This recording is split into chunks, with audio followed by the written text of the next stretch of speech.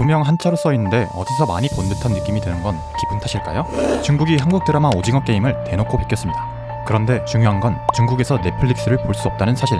아니, 오징어 게임도 못 보면서 어떻게 알고 베꼈대요? 문을 꽁꽁 걸어 잠그고 해외 문화 유입을 막고 있는 나라 중국. 중국에서는 길을 잃어도 구글맵에 접속할 수 없고 사진을 찍어도 SNS에 올릴 수 없다고 합니다. SNS에 접속하면 한밤중에 경찰이 찾아와 집을 뒤지기도 한다는데요. 그 이유는 바로 사이버 만리장성, 즉 만리방벽 때문입니다. 만리장성이 외부의 침입을 막기 위한 것이었다면 만리방벽은 중국 내부의 인터넷 감지와 검열이 목적이에요. 하지만 하지 말라고 하면 더 하고 싶은 법이죠. 당국에서 아무리 막는다 한들 인터넷상에서라도 자유롭고 싶은 마음까지는 막을 수 없나 봅니다. 중국인들은 VPN을 사용한 이른바 사이버 망명을 통해 다양한 콘텐츠를 즐기고 있어요. VPN은 본인의 온라인 접속 위치를 중국이 아닌 다른 국가로 바꿔 감시망을 피하는 가상 사설 네트워크를 말합니다. 중국인들은 VPN을 통해 주로 넷플릭스나 유튜브에 접속하죠. 지난해 세계적으로 인기 끌었던 오징어 게임을 많은 중국인들이 볼 수 있었던 것도 바로 이 VPN 덕분입니다. 오징어 게임을 표절한 프로그램이 나올 정도로 아주 선풍적인 인기를 끌었다고 해요. 중국의 인터넷 규제 때문에 중국인들은 불법 행위를 일삼기도 합니다.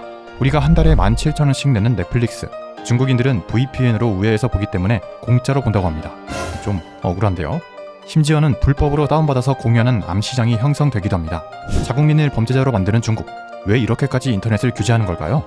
사실 중국의 만리방벽 구축은 1980년부터 계획된 일이었어요. 생각보다 아주 오래된 역사를 가지고 있죠.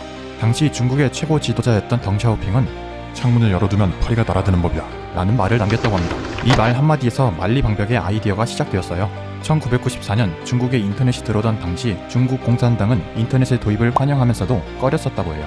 경제발전에 도움이 될 것 같으면서도 동시에 공산체제를 무너뜨릴 원흉이 될 수 있다고 판단했기 때문이죠. 이때부터 중국 당국은 본격적인 사이버 만리장성 구축을 시작합니다. 1997년 채택된 보안법에는 사이버 범죄 항목이 새롭게 들어갔고 2003년부터 금순공정이 시행되었어요.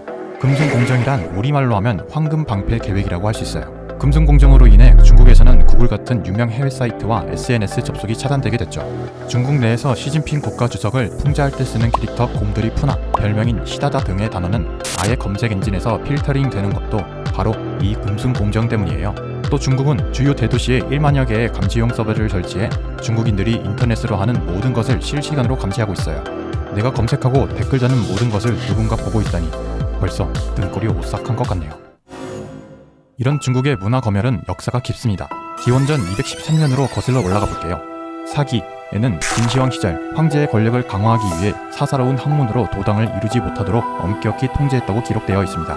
당시의 사상과 맞지 않는 사상설을 모두 불태울 것을 지시했고 수많은 유생들을 구덩이에 묻어 죽였다고 합니다. 지금의 중국이 공산당의 사상을 검열하기 위해 인터넷을 통제하는 것과 비슷하죠?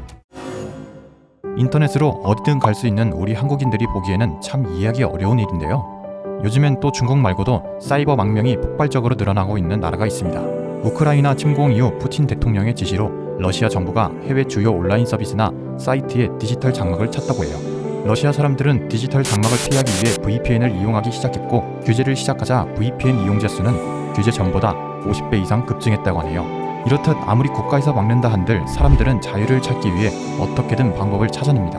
VPN으로 돌고 돌아 자유를 누리는 중국인들을 과연 중국 정부가 막을 수 있을까요?